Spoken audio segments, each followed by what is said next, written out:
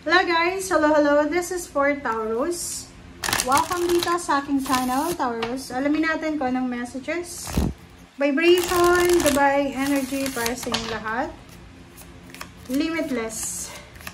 Timeless. Okay. Taurus. First card natin is self-love. Wow, bakit ganun? Taurus, let the wall fall that separates me from my own vulnerable inner child. Alone to take care of myself like never before. Wow. So, ang nakikita ko sa'yo, same with Capricorn, pare-pareho kayo ng reading na parang sakal na kayo. Ang nakakaloka dito, baka yung relationship mo na sakal kayo, pare-pareho kayo. It's either karelasyon mo is Virgo, or Taurus din, or Capricorn. Kasi lahat kayo, pare-pareho yung message no nasasakal na kayo, na parang gusto nyo na nang bumalik sa dati, yung bata ka pa, or yung malaya ka pa, freedom, self-love. So, maybe yung relationship na mayroon ka ngayon, or trabaho na mayroon ka ngayon is medyo imbalance na siya. Hindi siya nakakaganda, hindi siya nakaka-stress siya. So, parang ganun. Okay? Wow. Comment down below kasi parang ano lang yung mga karelasyon nyo is same sign nyo rin Gusto mo nang makipag-iwalay siguro. Or gusto mo nang umalis sa lugar kung saan man suffocated ka. Stagnant. Oh. Ready, set, go na daw Wow. Wow, ang galing. Taurus, sinasabi ng bara sa'yo na ihanda mo na yung sarili mo. Ready, set, go. Ngayon na yung perfect moment para baguhin mo na kung ano yung dapat baguhin. Paghihiwalay nga to So, like, gusto mong makipaghiwalay or ikaw yung hiniwalayan, masaya ka sa kahit alin doon. OMG.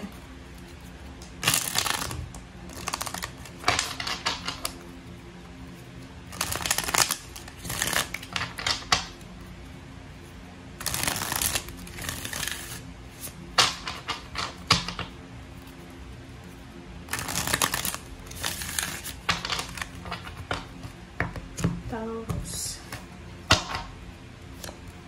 Okay, the Empress. Ang dami mong ideas, inspiration. Marami kang naiisip na gawin. Sinasabi ng para sa'yo na there's someone here, may mentor ka, it's either relatives, friends, or someone siya na posibleng makakatulong sa'yo para makapagsimula ka ulit. It's either starting over siya ng buhay bilang single, or mag-start ng paghahanap ng buhay, ng business, or paghahanap ng trabaho. Wow! So, pwedeng relationship siya. Nakikita ko sa'yo dito na you're lucky. You're super lucky because you are supported, you are guided ng first sign, Leo, Aries, Sagittarius. It's either love life mo to, new love life, or bagong trabaho. Yung bagong direksyon na to, diba? So, sinasabi ng baraha, isang bagong direksyon, it's either bagong business, bagong partnership, collaboration, bagong love life, ang posibleng papasok sa buhay mo after mong makaalis sa sitwasyon na toxic na or suffocated ka na.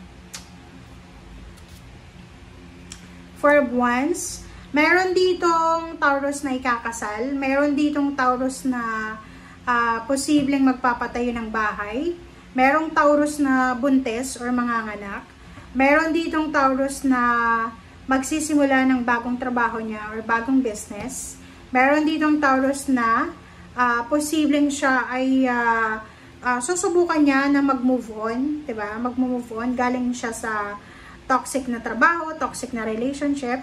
And yung dalawang taong ito ay, kumbaga, ibibigay niya sa sarili niya para makapag-move on. Chariot. Meron ditong magta-travel, relocation, merong pupunta ng ibang bansa or pupunta sa ibang lugar, merong bibili ng sasakyan, magbebenta ng sasakyan, or lilipat ng bahay. Lahat ng hindi natuloy ay matutuloy na. For example, yung plano mong pagbili ng sasakyan, yung plano mong pagta-travel, yung plano mong paglipat ng trabaho, lahat daw yan ay mangyayari na.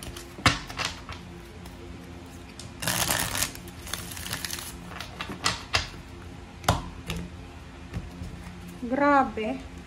Pareho yung message nyo sa Capricorn.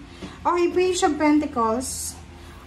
There's an opportunity. Maraming oportunidad ang posibleng papasok sa buhay mo.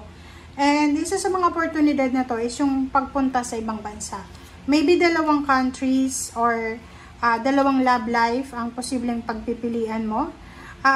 Yun, may kasal. May kasal na posibleng maganap.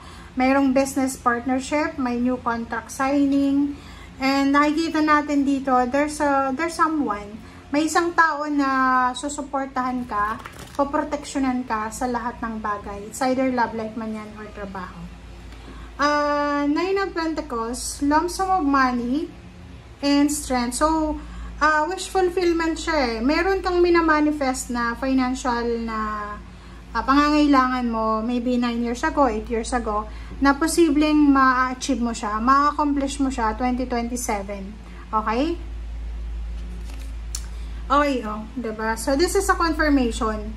8-8, money, pera siya. Pera, pera, pera. So, sinasabi ng bara sa'yo na magsisimula yung ano mo,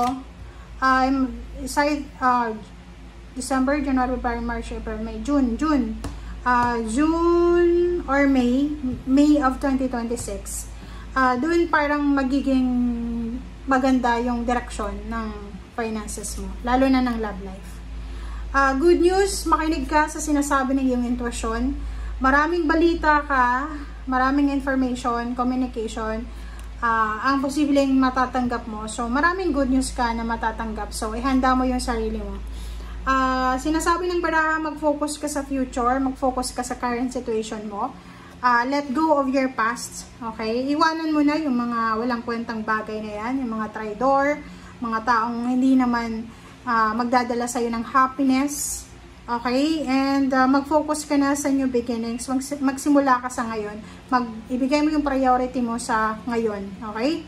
Nakikita ko sir dito, yun, talagang possible siya, or yun yung parang sinasabi ng barahan na kung wala ka pa sa ibang bansa, eto na yung perfect timing. Now is the perfect moment. Ready, set, go ka na to dive in. Okay? Lakasan mo yung loob mo, Taurus.